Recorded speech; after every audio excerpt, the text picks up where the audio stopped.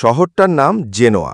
এই শহরের প্রতিটি মানুষের ভেতরে জন্মগতভাবে কোনো না কোনো বিশেষ ক্ষমতা বা এনার্জি থাকে। কেউ আগুন নিয়ন্ত্রণ করে, কেউ বা চোখের পলকে অদৃশ্য হয়ে যায়। কিন্তু ১৭ বছর বয়সী জায়ন ছিল এই শহরে একজন ব্যতিক্রমী মানুষ। তার ভেতরে কোনো বিশেষ ক্ষমতা নেই বললেই চলে। সে কেবল বাতাসের মধ্যে খুব সামান্য একটা কম্পন তৈরি করতে পারে, যা দিয়ে একটা মোমবাতি নেভানো অসম্ভব। একাডেমিতে সবাই তাকে বাতিল বলে ডাকত। জায়ন যখন দেখত তার বয়সী ছেলেরা বড় বড় পাথর ভেঙে ফেলছে কিংবা আকাশে উড়ছে, সে তখন পুরনো লাইব্রেরির কোনায় বসে যুদ্ধের কৌশল আর ইতিহাসের বই পড়ে সময় কাটাত। সে জানত শক্তি না থাকলেও জ্ঞান দিয়ে অনেক কিছু করা সম্ভব। একদিন বিকেলে শহর থেকে একটু দূরে পাহাড়ি এলাকায় ভেষজ উদ্ভিদ খুঁজতে গিয়ে জায়ন এক প্রাচীন গুহার মুখে এসে পড়ল। কৌতূহলবশত ভেতরে ঢুকতেই সে পা পিছলে গভীর এক গর্তে পড়ে যায়। সেই অন্ধকার গর্তের একদম নিচে ধুলোবালির মধ্যে সে একটা পুরনো মরচে ধরা লোহার আংটি দেখতে পেল। জায়ন যখন আংটিটা হাতে নিল, তখন সে কোনো অলৌকিক শক্তি অনুভব করল না। উল্টো তার শরীরের ভেতরে থাকা সেই সামান্য কম্পনটুকুও মিলিয়ে গেল। সে পুরোপুরি শক্তিহীন বা নরমাল হয়ে পড়ল। কপালটাই খারাপ। শক্তি বাড়বে কি, উল্টো যা ছিল তাও গেল। জায়ন দীর্ঘশ্বাস ফেলে গুহা থেকে বেরিয়ে এলো। বাড়ি ফেরার পথে বনের ধারে সে দেখল এক ভয়ঙ্কর দৃশ্য। একটি স্টিল ফ্যাং নেকড়ে এক ছোট্ট বাচ্চাকে আক্রমণ করতে যাচ্ছে। আশেপাশে কেউ নেই। জায়নের কাছে কোনো জাদুর শক্তি নেই, কেবল আছে তার পড়ার অভিজ্ঞতা থেকে পাওয়া জ্ঞান। জায়ন জানত এই স্টিল ফ্যাং নেকড়ে কেবল সাধারণ কোনো বন্য পশু বা উল্ফ নয়। জেনোয়া শহরের প্রাচীন নথিপত্রে এদেরকে বলা হয়েছে ধাতব দানব। এদের বৈশিষ্ট্যগুলো সাধারণ নেকড়ের চেয়ে আলাদা হওয়ার কারণেই এরা এতটা ভয়ঙ্কর। ধাতব গঠন। এদের দাঁত ও নখ সাধারণ হাড়ের নয়, বরং প্রাকৃতিকভাবেই দুর্লভ ধাতুর মতো শক্ত, যা দিয়ে এরা লোহাও চিবিয়ে ফেলতে পারে। শিকারী বুদ্ধি। সাধারণ নেকড়ে পালে চলে, কিন্তু স্টিল ফ্যাং একাই একটি ছোট্ট সৈন্যদলকে তছনছ করে দেওয়ার ক্ষমতা রাখে। অভেদ্য চামড়া। এদের গায়ের চামড়া এতটাই ঘন যে তলোয়ারের কোপও অনেক সময় পিছলে যায়। জায়ন যখন দাঁড়িয়েছিল, তখন তার মাথায় এই তথ্যগুলোই ঘুরছিল। সে জানত এর শক্তির সাথে লড়াই করে জেতা অসম্ভব, জিততে হলে একে বুদ্ধিতে হারাতে হবে। কারণ সে বইয়ে পড়েছিল স্টিল ফ্যাং যতটা অপরাজেয়, তার গলার নিচের ওই নরম অংশটুকু ঠিক ততটুকু দুর্বল। এই বাড়তি তথ্যগুলো গল্পের গভীরতা আরও বাড়িয়ে দিল। জায়ন ভয়ে পালালো না। সে একটা ভাঙা কাঠের টুকরো হাতে নিয়ে নেকড়েটার মনোযোগ আকর্ষণ করল। নেকড়েটা গর্জন করে জায়নের ওপর ঝাঁপিয়ে পড়ল।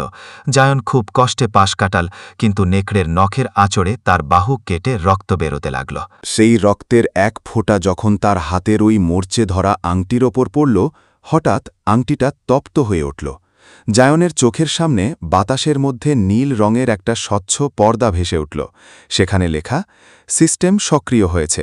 হোস্ট জায়ন, লেভেল সাধারণ মানুষ, অবস্থা আহত, মিশন স্টিল ফ্যাং নেকড়েকে পরাজিত করুন, পুরস্কার ফিজিক্যাল স্ট্রেংথ +5 এবং বেসিক সোর্ডম্যানশিপ। জায়ন অবাক হল, কিন্তু তার হাতে সময় নেই। সিস্টেমের ওই লেখাটা তাকে একটা অদ্ভুত আত্মবিশ্বাস দিল। সে নেকড়েটার চোখের দিকে তাকিয়ে তার পরবর্তী মুভটা বোঝার চেষ্টা করল। স্টিল ফ্যাং নেকড়েটি আবার গর্জন করে উঠল। জায়নের চোখের সামনে ভেসে থাকা সেই নীল পর্দার লেখাগুলো তাকে এক অদ্ভুত স্থিরতা দিল। নেকড়েটি যখন দ্বিতীয়বার ঝাঁপ দেওয়ার জন্য তার পেছনের পা দুটো মাটিতে শক্ত করল, জায়ন লক্ষ্য করল নেকড়েটির বাম পা সামান্য ল্যাংড়াচ্ছে। হয়তো আগে কোনো লড়াইয়ে সে আঘাত পেয়েছিল। এটাই আমার সুযোগ, জায়ন মনে মনে বলল। নেকড়েটি বাতাসের বেগে ঝাঁপ দিল, কিন্তু জায়ন এবার পালানোর চেষ্টা না করে বরং মাটির সাথে মিশে নিচের দিকে শুয়ে পড়ল। নেকড়েটি তার ওপর দিয়ে চলে যাওয়ার সময় জায়ন তার হাতের সেই তীক্ষ্ণ কাঠের টুকরোটি দিয়ে সজোরে নেকড়েটির পেটের নরম অংশে আঘাত করল। যন্ত্রণায় নেকড়েটি মাটিতে আছড়ে পড়ল, কিন্তু দানবটি দমে যাওয়ার পাত্র নয়। সে দ্রুত ঘুরে দাঁড়িয়ে জায়নের দিকে ছুটে এল। জায়ন বুঝতে পারল তার সাধারণ শক্তি দিয়ে এই দানবকে বেশিক্ষণ ঠেকানো যাবে না। ঠিক তখনই তার হাতের আংটিটি তীব্রভাবে জ্বলতে শুরু করল এবং সিস্টেম থেকে একটি সতর্কবার্তা এল। সতর্কতা, হোস্টের জীবনী শক্তি কমে যাচ্ছে। জরুরি বুস্ট সক্রিয়, স্থির লক্ষ্য, স্টেডি ফোকাস। 5 সেকেন্ডের জন্য সময় ধীর হয়ে যাবে।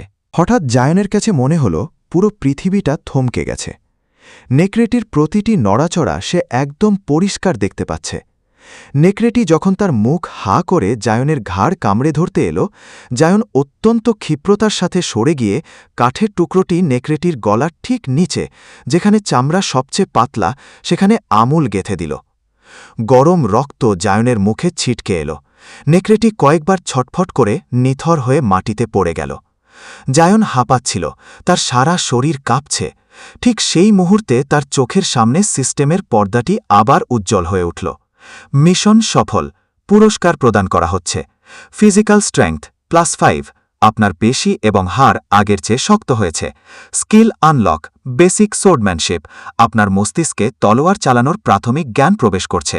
Level up, level 0, level 1। হঠাৎ জায়ন অনুভব করল তার শরীরের কাটা ক্ষতগুলো দ্রুত শুকিয়ে যাচ্ছে। তার হাড়ের ভেতর দিয়ে একটা উষ্ণ স্রোত বয়ে গেল। যে শরীর নিয়ে সে আগে 1 মাইল দৌড়াতে পারলেই হাঁপিয়ে যেত, এখন তার মনে হচ্ছে সে অনায়াসেই একটা বড় পাথর তুলে ফেলতে পারবে। তার চোখের দৃষ্টি আগের চেয়ে অনেক বেশি তীক্ষ্ণ হয়ে গেছে। বাচ্চাটি ভয়ে এক কোণায় কুঁকড়ে ছিল। জায়ন তার দিকে হাত বাড়িয়ে দিল। তার হাতের সেই মরচে ধরা আংটিটা এখন আর মরচে ধরা নেই, তার ওপর রূপালী রঙের সূক্ষ্ম কারুকাজ ফুটে উঠেছে। জায়ন বুঝতে পারল এটা কেবল শুরু। এই সিস্টেম তাকে এমন এক উচ্চতায় নিয়ে যাবে যা জেনোয়া শহরের কেউ কখনো কল্পনাও করতে পারেনি। কিন্তু এর সাথে সাথে তার মনে একটা প্রশ্ন জাগল, এই আংটিটা গুহায় এলো কিভাবে, আর কারা তাকে এই শক্তির বিনিময়ে লক্ষ্য করছে?